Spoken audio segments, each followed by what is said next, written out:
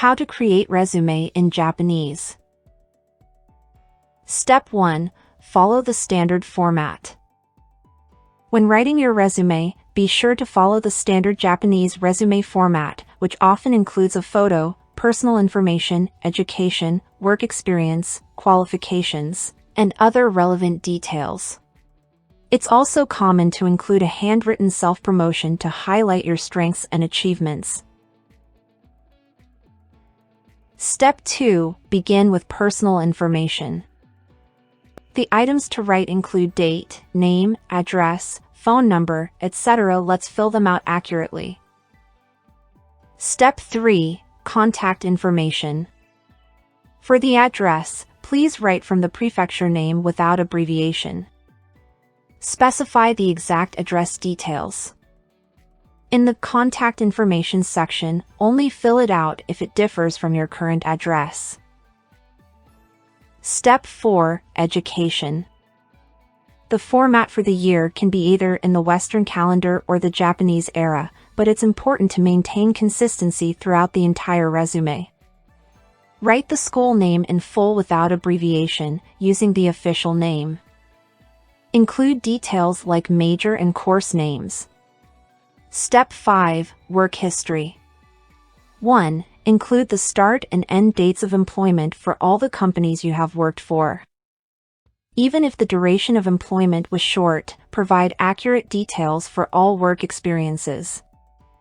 2. Specify your assigned department and job responsibilities. If there were promotions or transfers, include details about the promotion content and date, as well as the department and date of transfer. 3. If you left the company, write the reasons, such as resigned due to personal reasons, resigned due to company circumstances, or voluntary resignation due to poor company performance. Step 6. Skills and qualifications. Write in chronological order of acquisition, not the exam date or issuance date. Since the acquisition date is stated on licenses and certificates, let's ensure to write them in chronological order of acquisition. Write the formal name of the qualifications. Step 7. Reason for application. This is a section where you convey why you want to work for the company you're applying to. Recruitment officers at the company aim to assess the applicant's understanding of the company and their enthusiasm for joining by asking about their statement of purpose. Step 8. Self-promotion.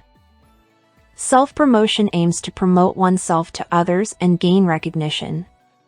Therefore, it is not sufficient to merely introduce oneself.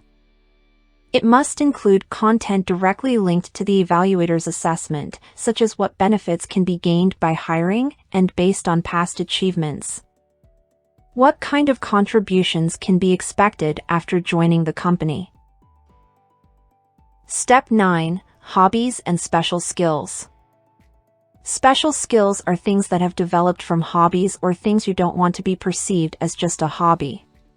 For instance, cafe hopping might be a hobby, while being able to identify coffee brands by taste could be considered a special skill.